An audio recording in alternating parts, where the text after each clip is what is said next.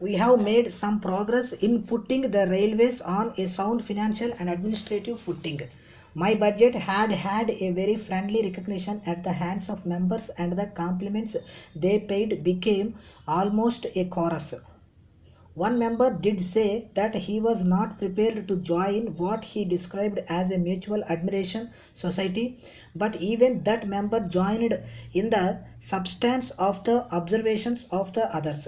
I agree with the observation made by some members that the railways must reorient their policy as regards construction, that is, that it should be based not so much upon the financial returns that could be expected from a project, but on the recognition of the fact that the railways played a very important part in the general economic improvement of the country. In my budget speech, I have made a reference to this reorientation of policy.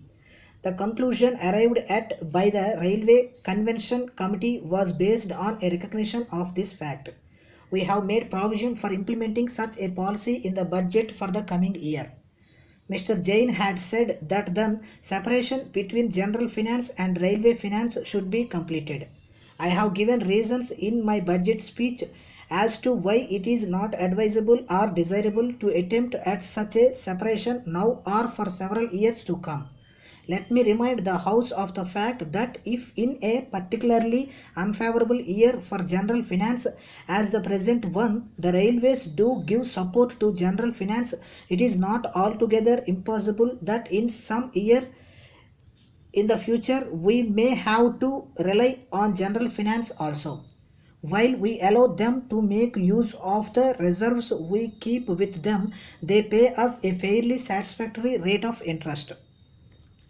Out of the Railway Development Fund, the railways had earmarked 3 crores of rupees per annum for the next 5 years for passenger amenities.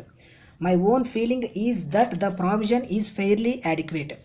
I am quite alive to the fact that even if we spend rupees 15 crores during the next 5 years on passenger amenities, we shall probably not have overtaken all that has to be done in that connection. But I have to decide on the amount with due regard to the prospect of the money being spent usefully. I have gathered the impression that the House is generally in favor of regrouping of the different railway units, the idea being to reduce their number to prove sizable units in which administrative organization could be efficiently organized and worked. That is really what the railways are attempting to do so. A plan is now in the making, and when it is complete, we propose to take all interests likely to be affected into consideration before we reach a final decision. I am fully alive to the fact that the matter is one of very great importance. Suggestions have been made that the regrouping should follow linguistic considerations. I am afraid that that is a thing which I cannot myself give my approval to. Railways naturally have to cut across linguistic barriers, and after all, railways are a central subject. There is no reason why we should cut railways up into the numerous linguistic areas that one could think of in this country. That is apart from the fact that I am not personally one of those who are very much enamored of linguistic territorial units. The relations between railway labor and railway management has commenced to be cordial and cooperative. There are of course occasions on which the two all India bodies express their grievances as to particular action taken by the railway board. They pass resolutions, and it is not a matter of surprise that when a labor federation does pass a resolution, it always attaches a sanction to it, namely that if it is not accepted, something dire will happen. I am perfectly sure that the All India Railwaymen's Federation, or for that matter the other All India organization concerned, will never venture on a strike except for the most compelling reasons. I say this with reference to both the organizations. There was a note of disappointment which was expressed by Mr. Sastry that in my reference to the averting of last year's strike, I gave all the praise to one particular organization and left his organization out of the picture. He is not doing me justice. If he will read the sentence in my speech, he will find that due acknowledgement has been paid to the assistance and support given by unions and individuals who did not belong to the All India Railway Men's Federation. That was due to the consideration that I have to state facts as I know them. There is no doubt that the main factor in averting that strike was the resolution which the All India Railway Men's Federation did adopt. It adopted a resolution not only to put off or suspend the strike indefinitely, but it took disciplinary action against those people who would not listen to its directive.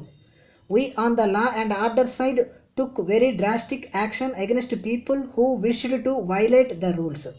We also got very valuable assistance from the unions and organizations to which Mr. Sastry belongs.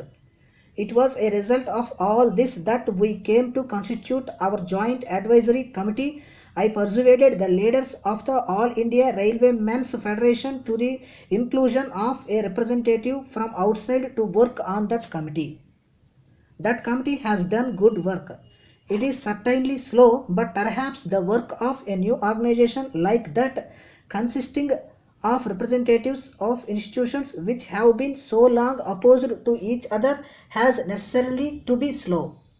I certainly would like this committee to go forward with its work at a much quicker pace than it does, but there are difficulties. While, for instance, the railway board's representatives might perhaps be obsessed by previously expressed official views on certain matters, representatives of labor also do not seem to be free in the decisions they come to at discussions on the committee. In judging whether a recommendation should or should not be accepted, the railway minister has to consider its possible repercussions on other services.